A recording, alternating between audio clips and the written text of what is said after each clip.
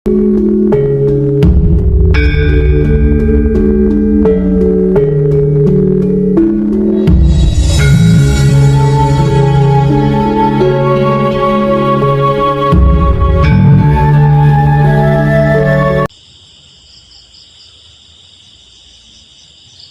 3 nilai terpenting di dalam puncak spiritual. Spiritual, model, dan jenis apapun itu.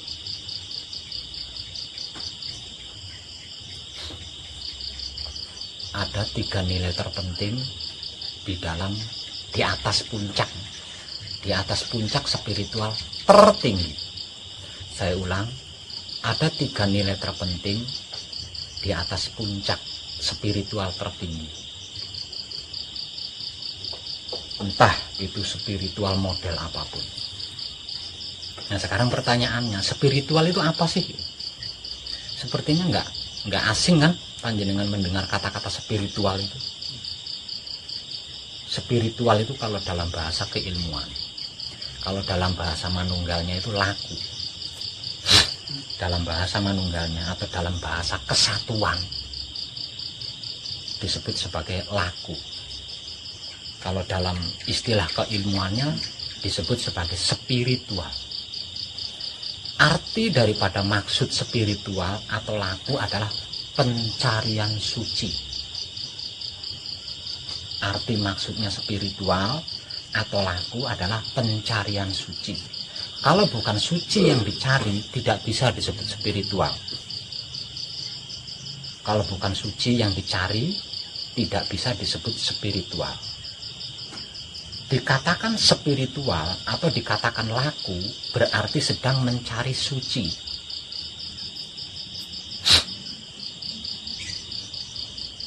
Kenapa kok suci dicari? Karena suci inilah yang menjadi asal-usul sangkan paraning dumadi, yang selama ini akrab dengan istilah Adam, asal dumadi anane manungso.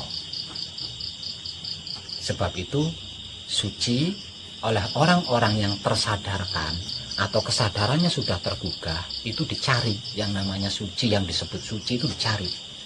Nah, pencarian suci ini tadi, lah ini yang disebut spiritual atau laku.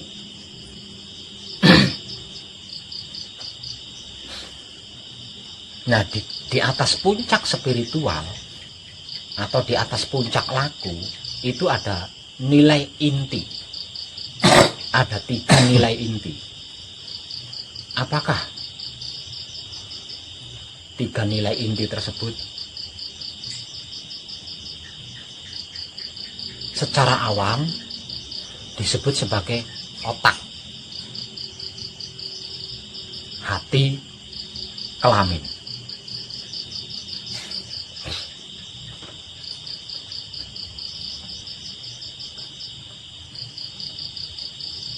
Secara keilmuan disebut juga sebagai pikiran atau angan-angan, batin dan syahwat.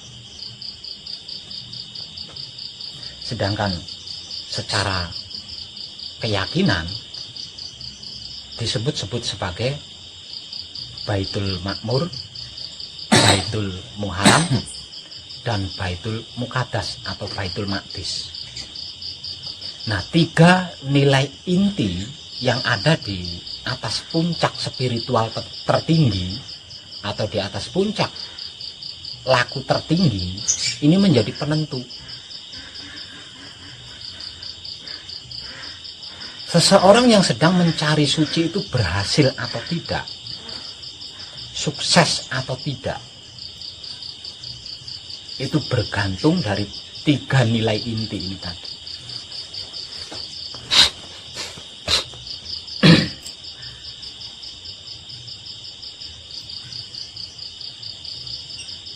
Dan suci yang sesungguhnya yang dicari-cari tersebut adalah bertemunya atau bersatunya atau menyatunya atau manunggalnya 3 nilai inti yang ada di puncak spiritual tertinggi atau laku tertinggi ini tadi. Bahkan kehidupan kita sehari-hari di dunia ini juga ditentukan oleh 3 nilai inti ini sebenarnya.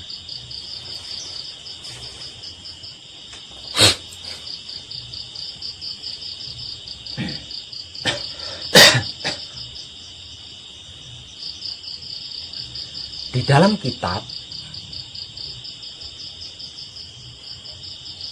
yang disebut Tuhan itu menegaskan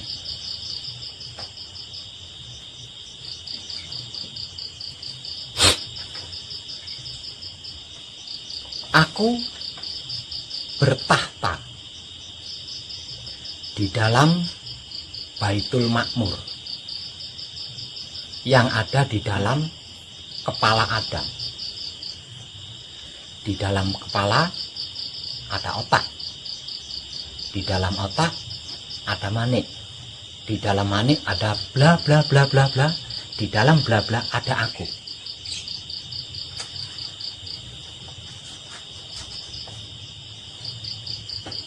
Kemudian ditegaskan lagi.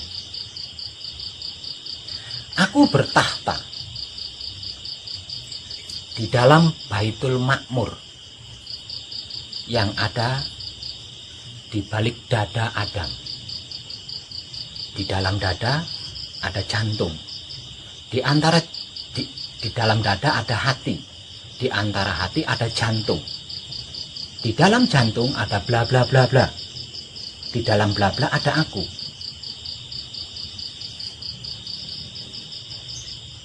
Kemudian ditegaskan lagi.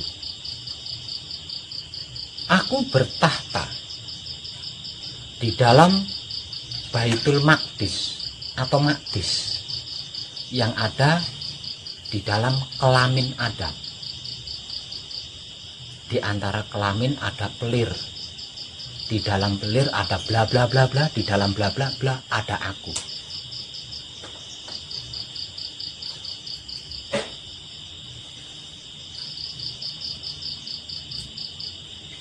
Ini tertulis jelas di dalam kitab.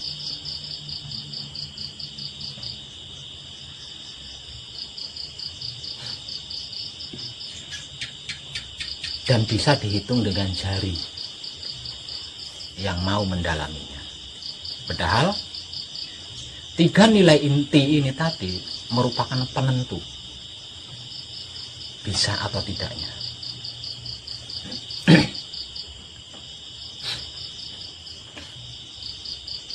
Artinya, betapapun kita berspiritual, betapapun kita laku,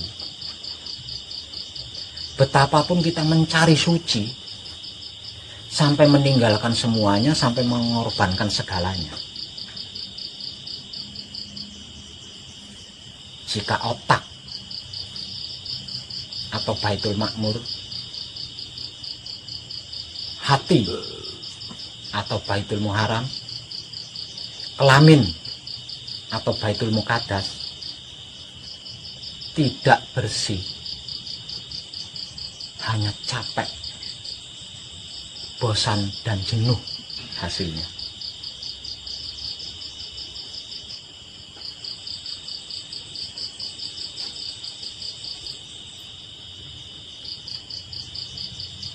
Jangankan suci, wujud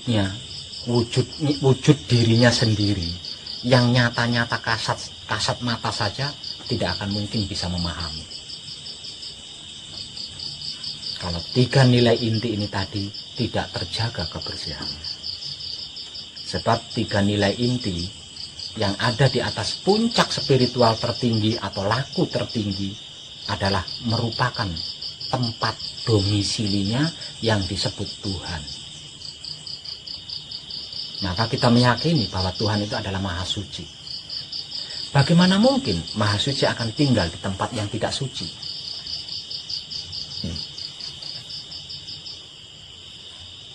Bagaimana mungkin Maha Suci tinggal atau berada di tempat yang tidak suci? Jadi sesungguhnya apa yang sedang kita kaji ini sangat tepat, namun tidaklah mudah. Karena apa? Karena sedang mencari suci, maka harus mensucikan otak, hati, dan kelaminnya. Ini mau nggak mau. Betapapun kita berspiritual atau laku, atau mencari suci, kalau tiga nilai inti ini tidak suci, bagaimana mungkin? Ini logika.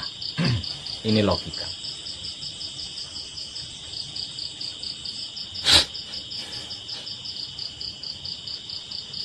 Nah, suci yang bersinggasana di dalam Baitul Makmur,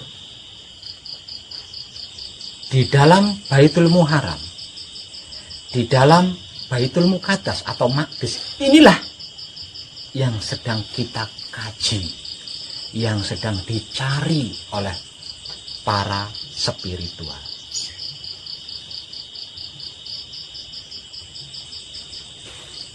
Namun sayang, hanya sedikit yang sudah menyadari bahwa tiga nilai inti ini tadi adalah yang menjadi penentunya. Sehingganya walaupun mereka benar-benar sadar kalau mereka itu sedang berspiritual, namun tidak henti-hentinya mereka mengotori otaknya sendiri, yang tak lain dan tak bukan adalah Baitul Makmurnya Tuhan. Tidak henti-hentinya mereka mengotori hatinya sendiri, yang tak lain dan tak bukan adalah singgasananya Tuhan, atau Baitul Muharramnya Tuhan. Walaupun mereka tahu dan benar-benar menyadari kalau mereka itu sedang berspiritual, namun tidak henti-hentinya mereka menodai dan mengotori Baitul Muqaddas, yang tak lain dan tak bukan adalah tempat sucinya Maha Suci.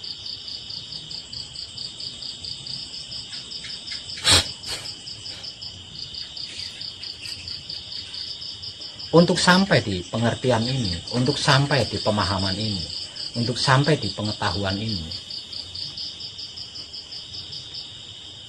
ada beberapa level atau tahapan yang harus dilalui. Dan setiap tahapannya bisa saya katakan ekstrim. Di setiap tahapannya bisa saya katakan ekstrim. Karena ekstrim inilah seorang pelaku spiritual mundur, bahkan menyerah. Karena mundur, menyerah, dia tidak sampai kepada pemahaman tentang Baitul Makmur, Baitul Muharram, Baitul Muqaddas yang sesungguhnya.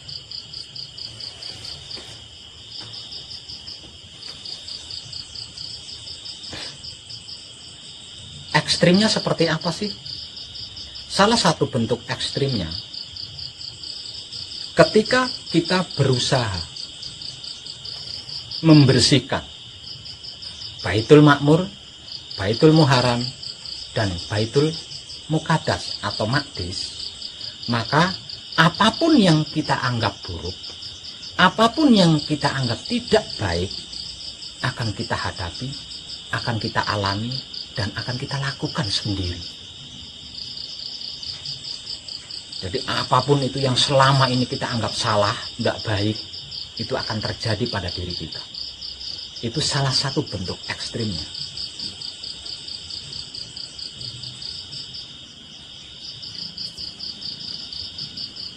Dan yang paling berbahaya, sebelum sampai di tahapan pengkajian tentang Baitul Makmur, Baitul Muharram, dan Baitul Muqaddas atau Maqdis,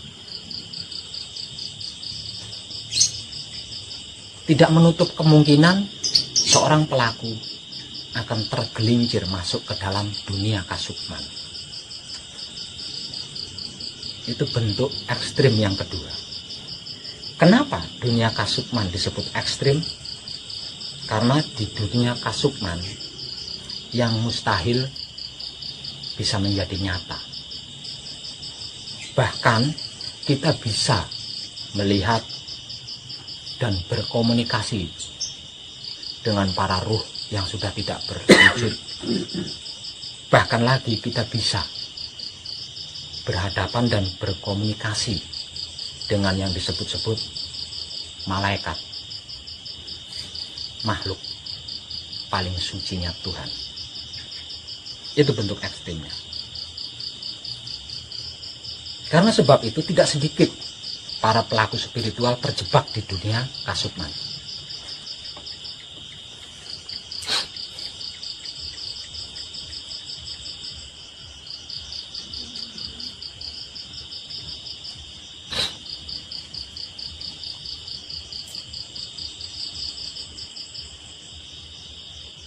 Jadi sepertinya saya perlu menghimbau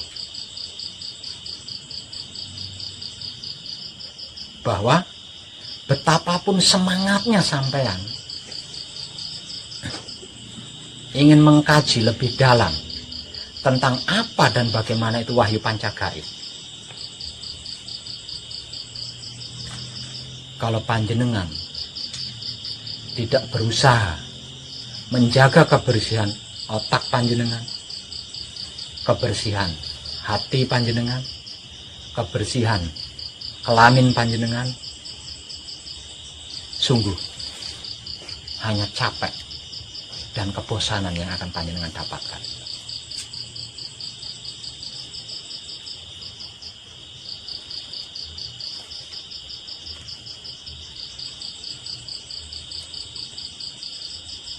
Tapi kalau panjenengan bersedia mau menjaga otak panjenengan atau pikiran panjenengan, mau menjaga hati atau batin panjenengan, mau menjaga kebersihan kelamin atau syahwat panjenengan, yang tak lain dan tak bukan adalah Baitul Makmurnya Maha Suci, Baitul Muharramnya Maha Suci, Baitul Muqaddasnya Maha Suci, maka Maha Suci yang akan mengenal panjenengan, bukan panjenengan.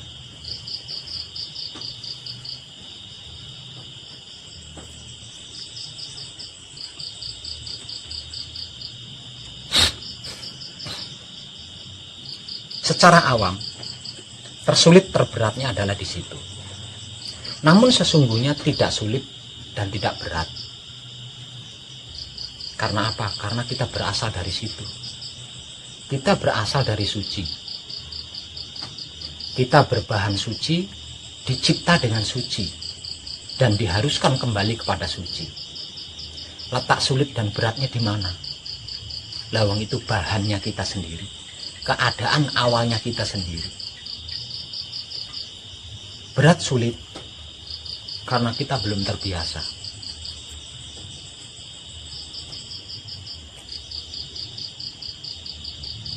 Kita terbiasa menyukai noda-noda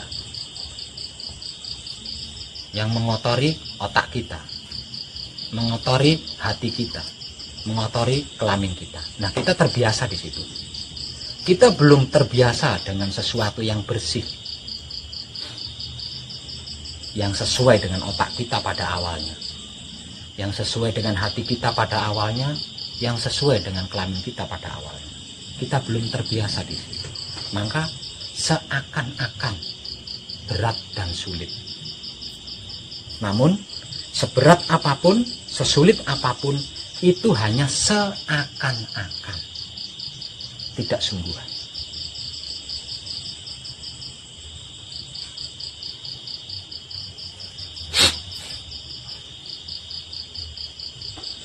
Masuk ke ranah ini rumit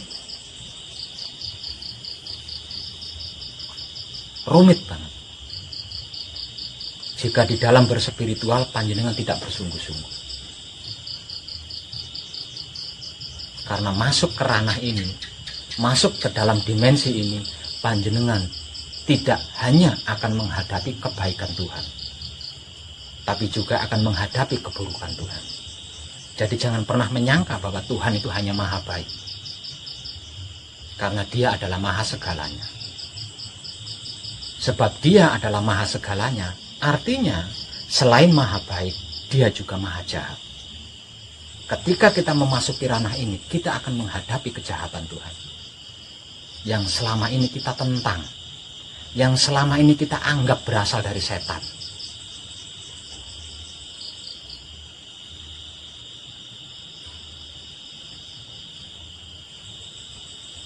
Nah, rumitnya di situ. Bahkan seseorang yang mengaku paling beriman sekalipun, ketika sampai di ranah ini, berbelok jadi cari amplop. Saking rumitnya. Jadi hanya kesungguhan spiritual yang mampu memasuki ranah 3 nilai inti di atas puncak spiritual tertinggi.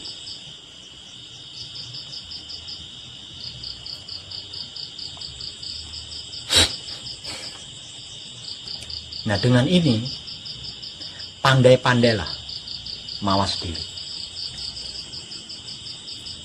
Jangan ulangi mencemooh Tuhan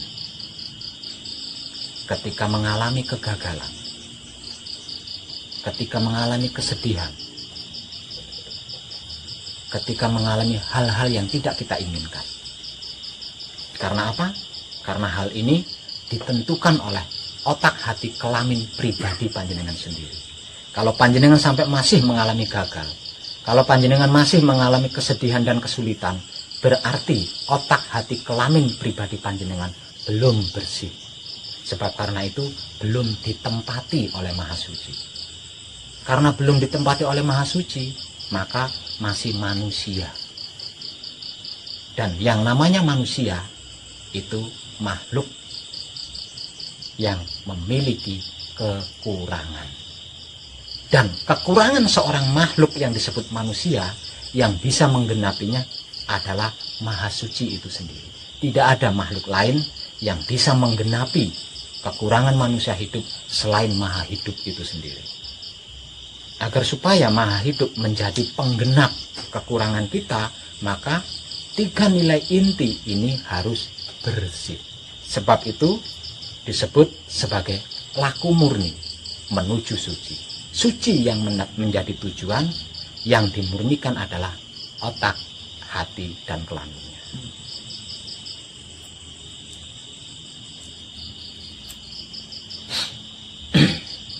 Sesungguhnya ini menjadi inti dan menjadi penentu apapun itu.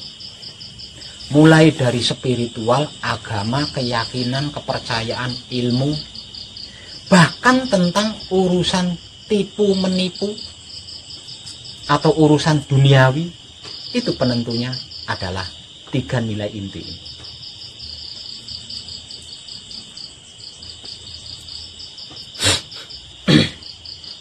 Jadi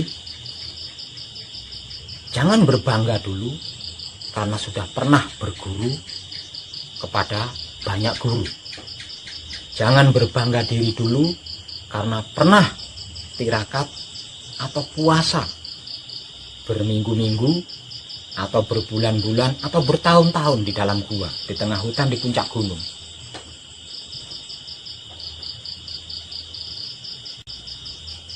Jangan berbangga diri dulu karena ilmu pengertiannya tinggi, karena ilmu pemahamannya tinggi, karena ilmu pengetahuannya tinggi. Jangan berbangga diri dulu, karena belum tentu. Sebab yang menjadi penentunya adalah kebersihan otak atau kemurnian otaknya, kebersihan hati atau kemurnian hatinya, kebersihan kelamin atau kemurnian kelaminnya. Itulah yang menentukan.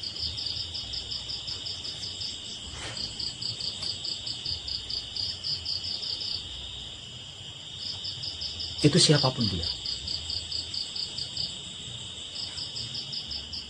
Bahkan para nabi, para dewa sekalipun.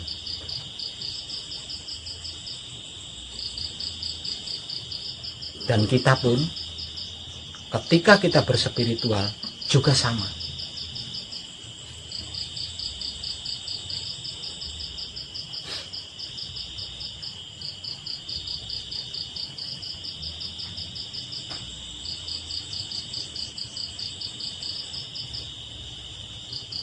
Sebab karena itu orang-orang bijak mengatakan sesungguhnya hidup itu sederhana. Itu benar dan saya sangat setuju. Asli sebenarnya hidup itu sangat sederhana. Bukan cuma sederhana, tapi sangat sederhana. Nggak ribet.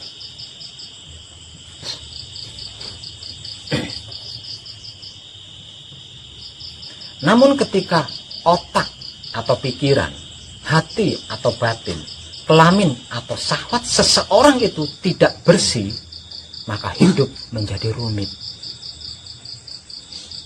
bahkan menjadi susah.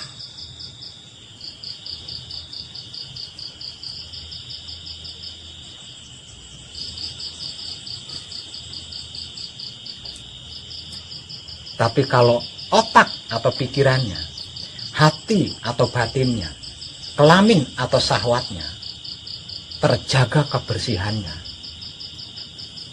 tidak ada yang mustahil baginya. Kok begitu? Bagaimana tidak? Bagaimana tidak?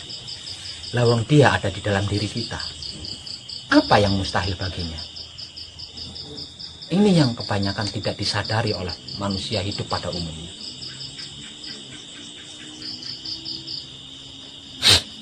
Dalam hal ini, saya punya penggambaran.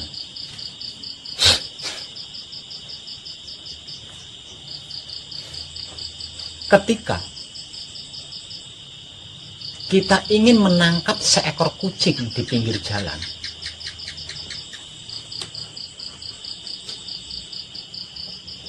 jika menggunakan teknik mengejar kucing itu, sampai kapanpun kita tidak akan pernah mendapatkannya.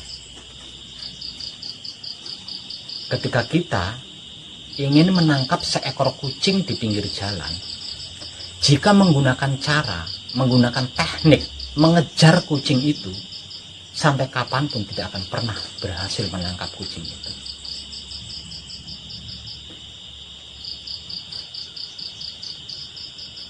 Tapi kalau kita menggunakan cara atau teknik menyediakan makanan yang disukai kucing, kita tanpa bersusah payah mengejar kucing itu. Kucing itu bisa dipastikan akan ngelibet di kaki kita.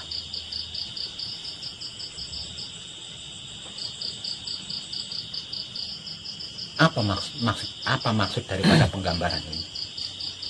Dengan teknik dan cara apapun kita mencari Tuhan, kita tidak akan pernah bisa. Dengan cara dan teknik apapun kita mencari suci, tidak akan pernah bisa. Karena selain dia adalah maha gaib, dia adalah maha suci yang tidak bisa dicampuri dan tercampuri oleh apapun. Jadi satu-satunya cara yang paling tepat dan jitu, dan saya berani memastikan pasti berhasil, adalah menyediakan rumah tempat tinggalnya sebaik mungkin, yaitu Baitul Makmur, Baitul Muharram, Baitul Muqaddas yang ada di dalam diri kita. Kita tidak usah repot-repot mencari yang namanya Tuhan, karena Tuhan akan masuk ke rumahnya sendiri dengan sendirinya, dengan sukarela.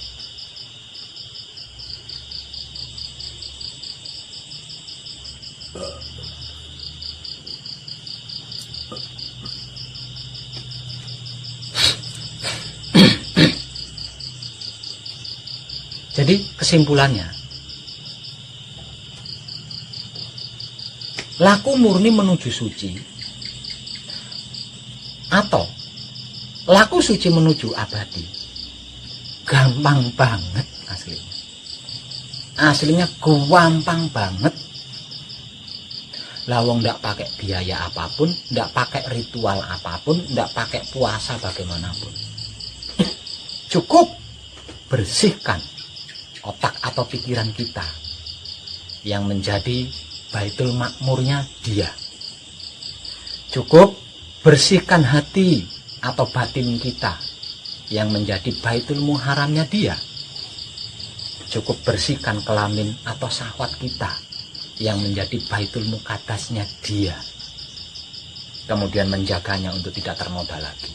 Selesai.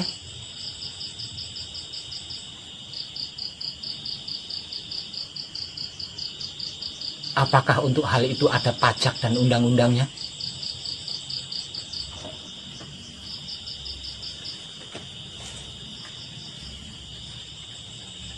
Bertapa puluhan tahun belum tentu bisa bertemu Tuhan, apalagi manunggal dengan Tuhan.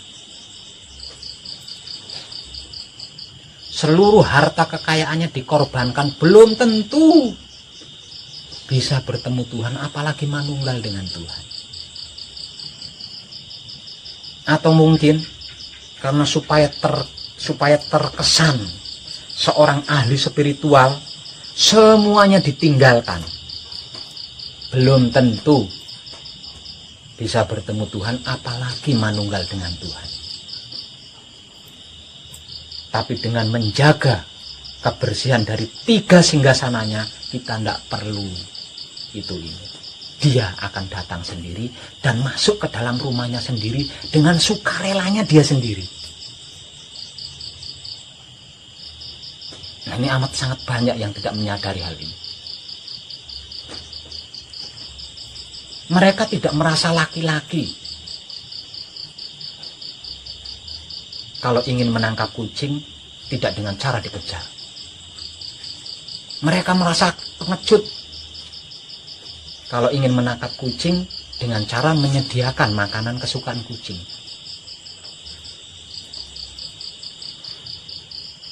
Artinya, mereka mempersulit diri sendiri.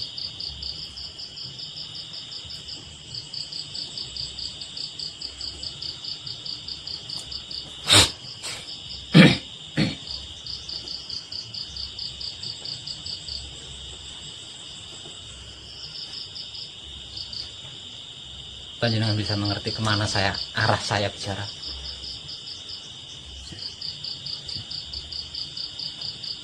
Bahkan kalau otak atau pikiran panjenengan, hati atau batin panjenengan, kelamin atau syahwat panjenengan bersih, tidak perlu manekung, tidak perlu gemblong. Itulah inti daripada manekung, inti daripada gembleng. Tak lain dan tak bukan adalah bentuk upaya panjenengan membersihkan dan menjaga otak panjenengan sendiri, hati panjenengan sendiri, kelamin panjenengan sendiri. Sebab itu, apa yang dipraktekkan selama manekung atau gembleng seperti yang tertulis di banyak tempat ini. Bukankah itu adalah bentuk upaya untuk membersihkan dan menjaga hal tersebut? Nah, ini kalau hanya panjenengan lakukan selama di pesanggerahan, nanti setelah keluar dari pesanggerahan tidak melakukan seperti ini lagi, ya percuma. Percuma.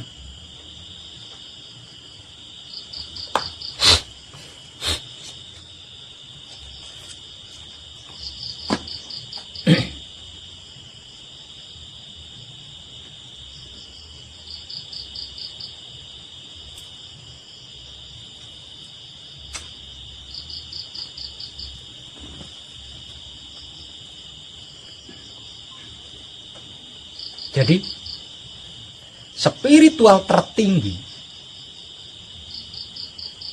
laku tertinggi,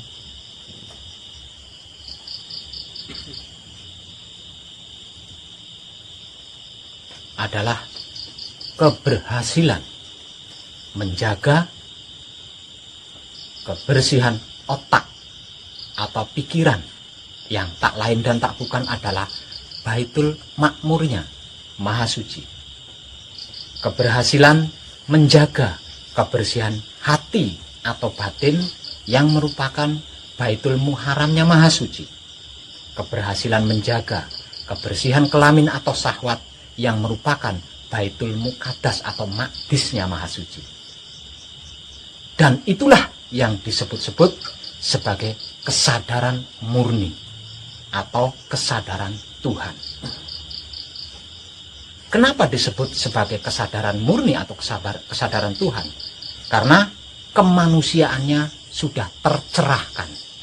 Siapa yang mencerahkan dia? Maha suci itu sendiri. Itu tertinggi, tidak ada yang lebih tinggi dari itu di dunia ini. Semua orang mengidamankan itu, semua orang menginginkan itu, semua orang merindukan itu, semua orang hendak menuju atau meraih itu.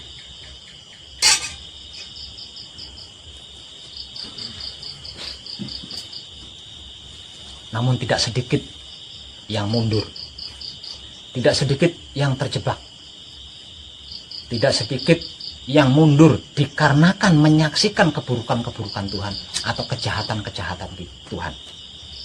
Karena sudah terbiasa menganggap bahwa Tuhan itu maha baik.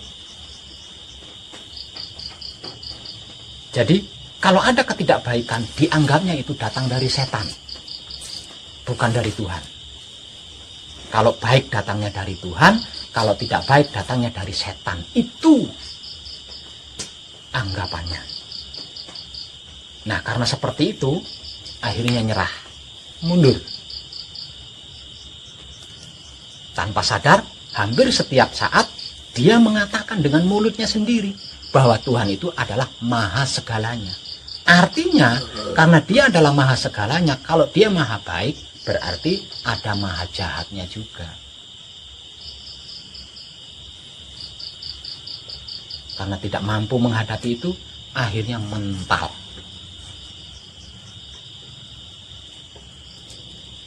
Sik.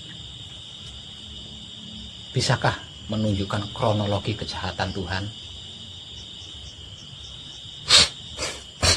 Tidak selembar daun pun yang jatuh ke bumi ini tanpa kehendak Tuhan.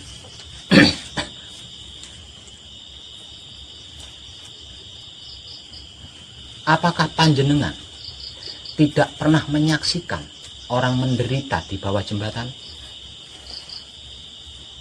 Apakah panjenengan tidak pernah menyaksikan orang miskin yang berobat ke rumah sakit, kemudian ditolak oleh pihak rumah sakit sampai menjadi ajalnya di pelataran rumah sakit? Tidak pernah melihat hal itu?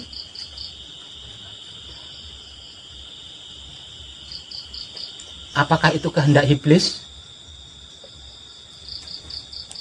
Apakah yang mempermainkan itu adalah iblis? Maka tidak selembar daun pun yang jatuh ke bumi ini tanpa kehendak dia. Artinya itu juga merupakan kehendak Tuhan. Kejadian itu pun merupakan kehendak Tuhan. Nah, kalau hal itu menjadi kehendak Tuhan, merupakan kehendak Tuhan, apakah Tuhan tidak maha jahat kalau seperti itu?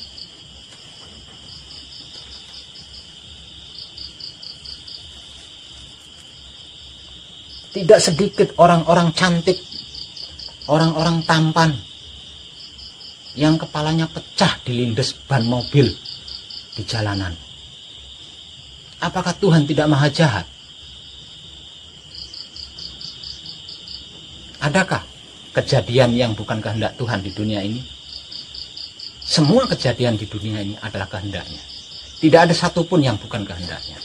Termasuk orang-orang cantik dan ganteng yang kepalanya hancur dilindes ban mobil itu juga kehendak Tuhan. Nah, kalau seperti itu, apa Tuhan tidak maha jahat? Karena tidak mampu menghadapi kenyataan kuasa Tuhan ini, si ahli spiritual mundur.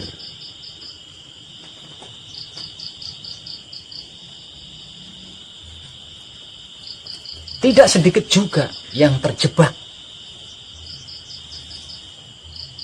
di ranah terakhir atau dimensi terakhir spiritual, yaitu kasukman.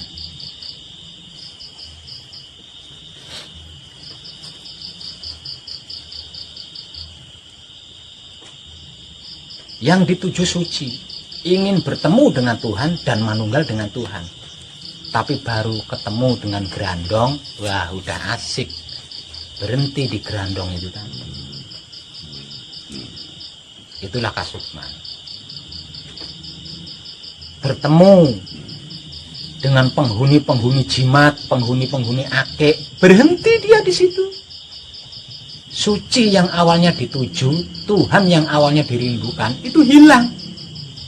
Asik nyedot pusaka ke sana sini. Tidak ada satupun makhluk yang tidak merindukan itu, tidak ada satupun makhluk yang tidak menginginkan itu. Namun tidak sedikit yang mundur dan terjebak di dalamnya.